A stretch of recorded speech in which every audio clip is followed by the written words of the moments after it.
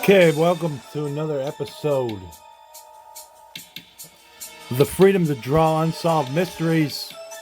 I'm your host, John. Today's section is going to be a final appeal section. 116 people in the USA have been freed from death row. 1 in 9 prisoners on death row are actually innocent. In 3 decades, the percent is 4.1. Today's episode is going to focus on the case of Kenneth Adams.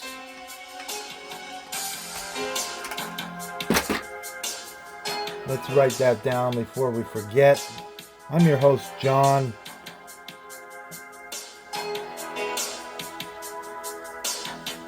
This is the Freedom to Draw Caricatures Party. And we have the freedom to draw unsolved mysteries.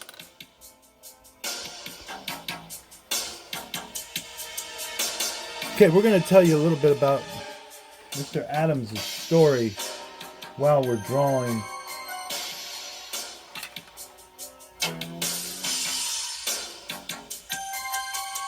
This case happened in Illinois. The charge was murder.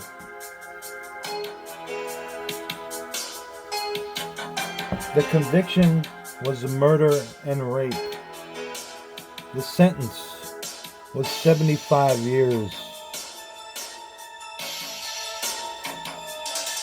The incident date was May 11th, 1978. The conviction date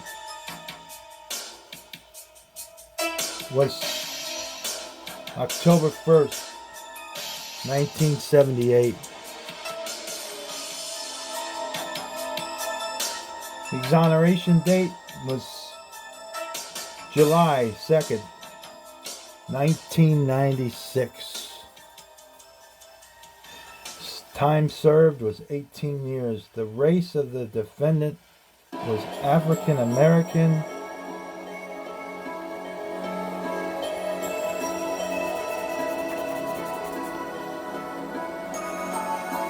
The race of the victim was Caucasian. Contributing causes of conviction was eyewitness misidentification, false confessions or admissions, informants, unvalidated or proper forensic science. Type of forensic science problem was flawed serology and hair analysis. Type of crime, homicide, related sex crime. Death penalty case, no, it was not. Accused pled guilty, he did not plead guilty. The alternative perpetrator was identified, yes. So in this case, they got the wrong man.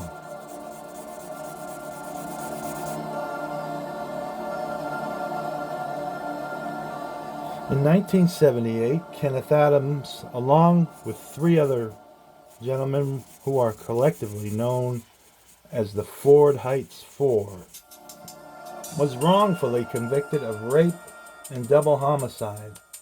Adams was sentenced to 75 years in prison, and it took 18 of those 75 years of DNA testing to exonerate Mr. Adams.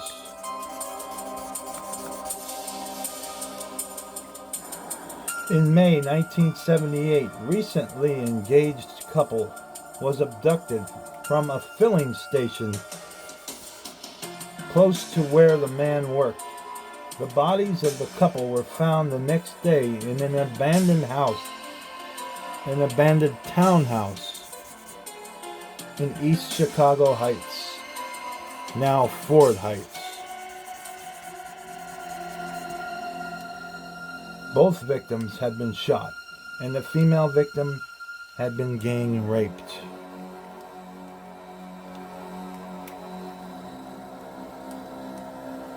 investigation and the trial. A false tip from a man who lived near the crime scene led to the arrest of 4 men: Vernil Jimerson, Dennis Williams, Kenneth Adams, and Willie Range. In addition, Paula Gray Adams, his girlfriend, who could neither read or write, was brought into the police station for questioning.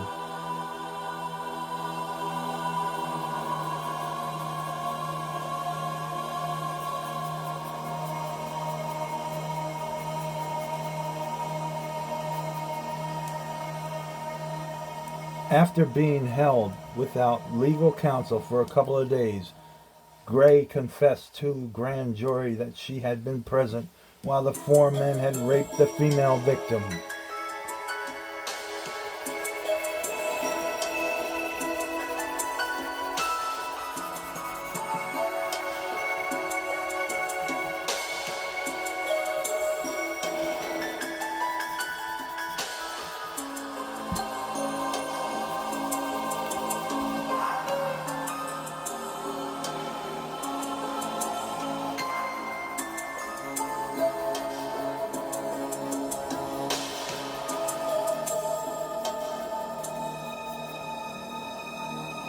She also stated that she saw Dennis Williams shoot both victims.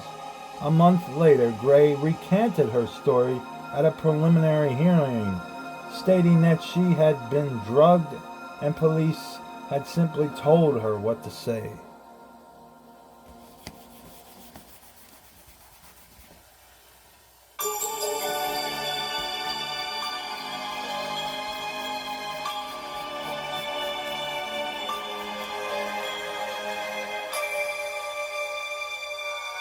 The charges against Jimerson were dropped, but Gray was then charged with murder and perjury. Post-conviction investigation. In 1994, the jailhouse informant recanted his testimony, stating that he had lied about overhearing Williams and Range discussing how they committed the murder because prosecutors offered him a deal on the charges he was facing at the time.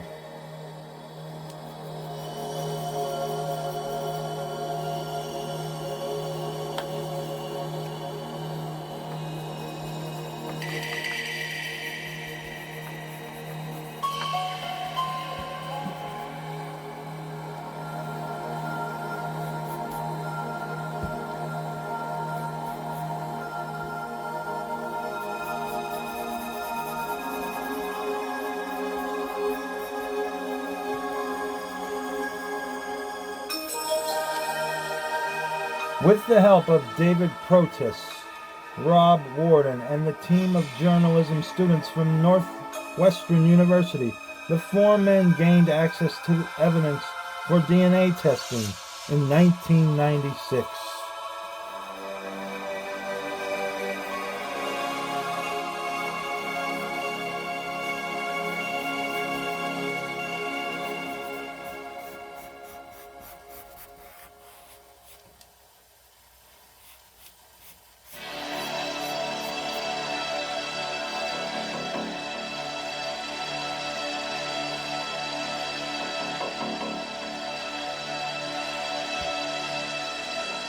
DNA testing exonerated all 4 men and implicated 3 other men, 2 of whom confessed and pleaded guilty to the crimes in 1997. They also discovered that the police had been tipped to the identity of the actual perpetrators early on in the investigation, but did not pursue the lead.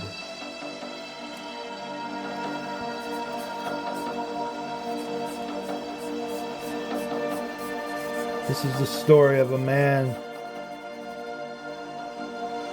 that spent a long time behind bars and was actually innocent. But let that be a lesson to you. Be wary of the company you keep.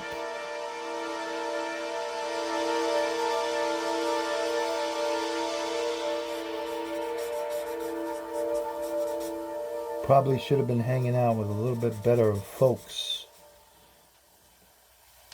This probably wouldn't have happened to him.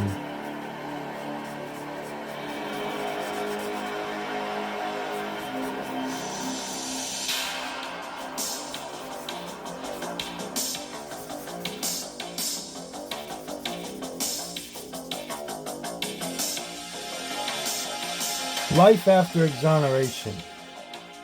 In 1999, the Ford Heights Four settled civil claims for $36 million against the police officers involved in the original investigation. It was the largest civil rights payment in the United States history. Adams' share of the settlement was $8 million.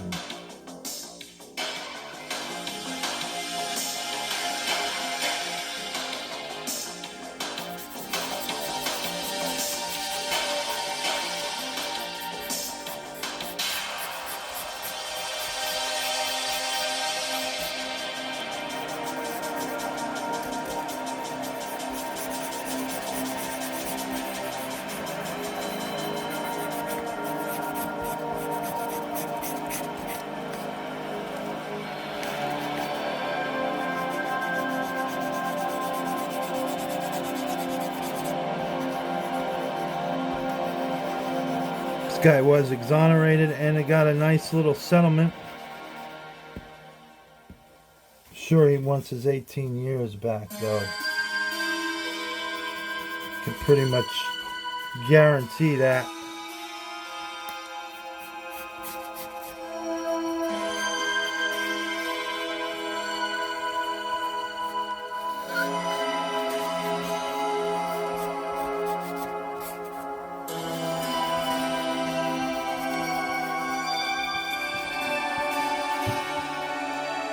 Adams now lives with his wife in a south suburban Chicago area. So see that's a good, this is a good case here. The guy's still alive. He's working things out. I like to hear that. And they caught the real bad guys and put them away. That's how every case should end, but sadly it does not end that way.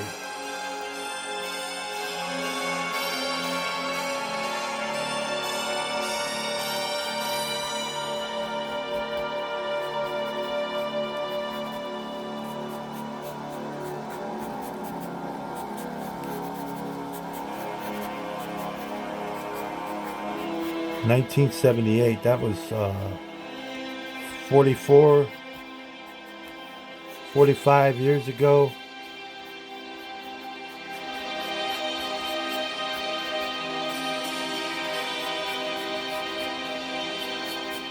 I think the guy paid his dues. Probably wants to be left out of the limelight.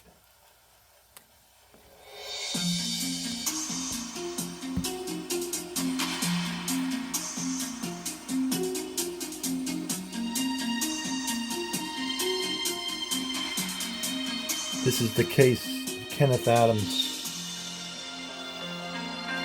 from Chicago.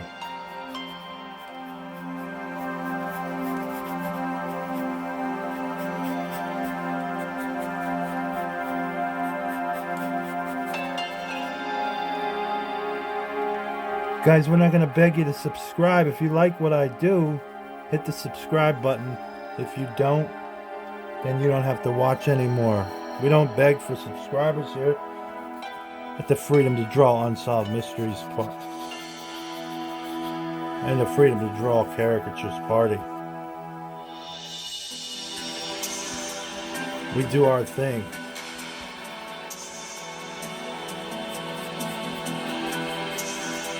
We want to share this case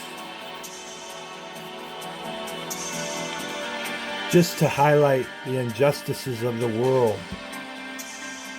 That everything is not sunshine and roses. There are real tragedies in this life. Mr. Adams' story is now a positive one. And that puts an end to another episode of the Freedom to Draw Unsolved Mysteries. Mystery in this one: why did this man get put away?